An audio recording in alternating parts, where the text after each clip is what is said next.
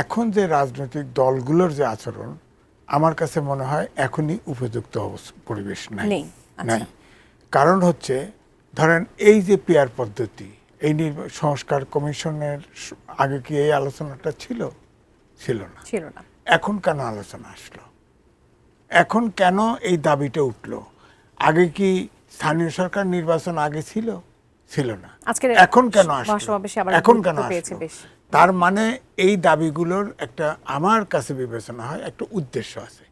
Peer পদ্ধতি হয়েছে কি অনেক দেশে আছে, অল্প করে কোথাও হয়তো সিটি কর্পোরেশনে, কোথাও এইভাবে ভাগ ভাগ করে আছে।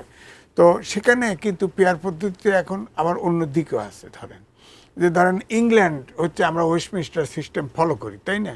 সেখানে তো রিটেন সংবিধানও নেই, সেখানে রাজা আছে, তারপরেও সে দেশে গণতন্ত্রের প্র্যাকটিস হয়। বিকজ রাজনৈতিক দল বা নেতা যারা হন তাদের ভিতরে গণতান্ত্রিক মানসিকতা এবং চর্চা আছে, পুরোপুরি অনুশীলন করে।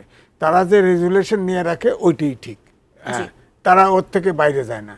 আর আমরা দেখেন এরশাদের সময় রাজনৈতিক দলরা 3 জোটের রূপরেখা করছিল না, এটা কেউ পালন করে। এটা তো জনগণের কাছে কমিটমেন্ট ছিল, কেউ রাখে নাই, বলে ও আগে করে নাই আমি পরে করব না, এই তো বাদ সুবিধা হয় নাই। সংবিধান 17 বার মেজর সংস্কার হয়েছে, প্রত্যেকটা যে করছে তার পক্ষে, তার সুবিধা মতো করছে।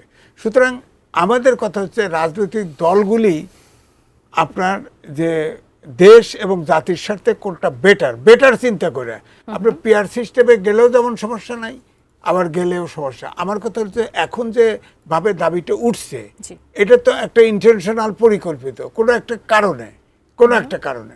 এখন ধরেন পিয়ার পদ্ধতিতে আপনার পার্টি ইলেকশনে যাবে, পার্টি তার আগে প্রত্যেকটা পার্টির মার্কায় ভোট দিবে।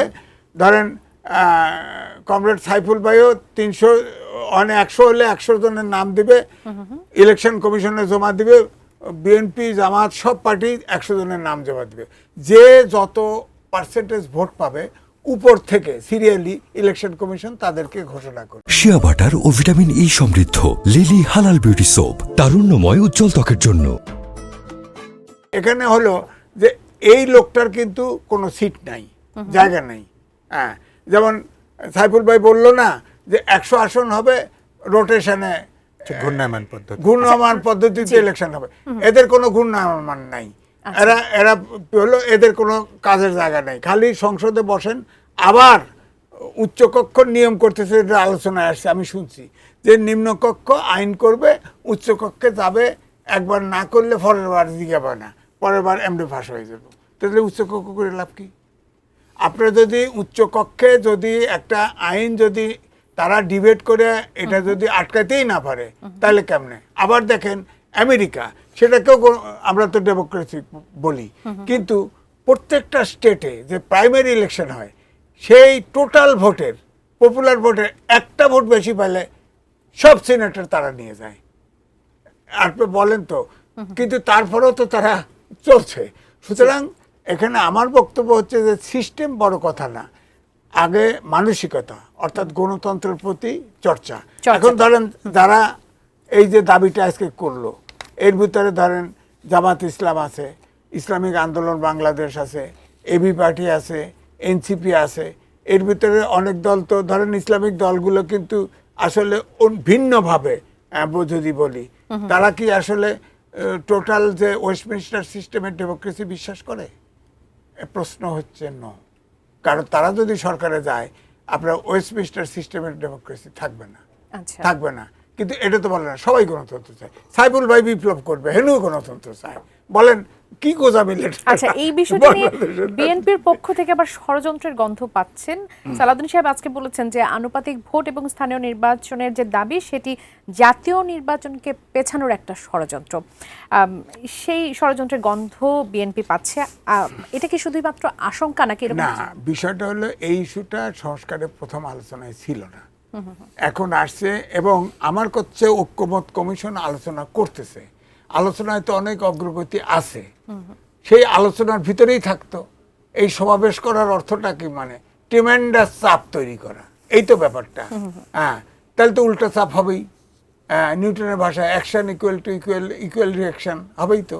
এখন তো তারা যদি প্রেশার দিয়েছে, প্রেশার দিয়ে এখন হয় একমত হবে, নাহলে যেভাবে বক্তৃতা হয়েছে তা তো কোনো ভাবেই পেয়ার ইলেকশনের বাইরে। গণতন্ত্র তো ছাড় দেওয়ার মানসিকতা থাকতে হবে, অ্যাকোমোডেট করার মানসিকতা থাকতে হবে। এই সমাবেশ করার পরে তো আমার কাছে তো মনে হচ্ছে না তারা অ্যাকোমোডেট করছে।